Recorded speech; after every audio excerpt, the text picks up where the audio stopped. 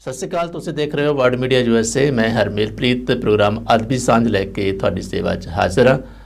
ਅਦਬੀ ਸਾਂਝ ਪ੍ਰੋਗਰਾਮ ਦੇ ਵਿੱਚ ਅੱਜ ਸ਼ਾਮਲ ਕਰਾਂਗੇ ਕੁਝ ਸ਼ਾਇਰਾਂ ਦਾ ਕਲਾਮ ਤੇ ਇੱਕ ਮਿੰਨੀ ਕਹਾਣੀ ਤੇ ਅਖੀਰ 'ਚ ਹੋਏਗੀ ਪੁਸਤਕ ਚਰਚਾ।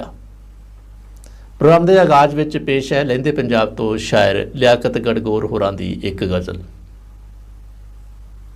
ਉਸ ਬੁਲਾਇਆ ਏ ਹੱਦ ਨਹੀਂ ਹੋ ਗਈ, ਮੈਂ ਟਰਕਾਇਆ ਏ ਹੱਦ नहीं हो गई। मैनू कुछ ना जानन वाला टुर के आया ए हद नहीं हो गई। तोड़ के दिल जो मुड़ ना वेखे अज पछताया ए हद नहीं हो गई। दुश्मन मेरा लाश मेरी ते रज कुरलाया ए हद नहीं हो गई। दुश्मन मेरा लाश मेरी ते रज कुरलाया ए हद नहीं हो गई। वार नूं इट्टां मारन वाले गल चा लाया ए हद नहीं हो गई। आंदा ए हुण गड़गोर ही मेरा, आंदा ए हुण गड़गोर ही मेरा कुल सरमाया ए हद नहीं हो गई।